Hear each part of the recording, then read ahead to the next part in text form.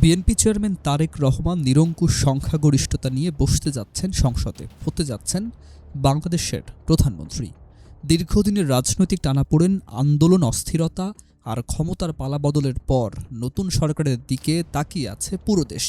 একটাই প্রশ্নকে কেন্দ্র করে, তারেক রহমান কি আওয়ামী লীগকে রাজনীতিতে ফেরার সুযোগ দেবেন? দীর্ঘ ১৭ বছরের নির্বাসিত জীবন শেষে দেশে ফেরেন তারেক রহমান।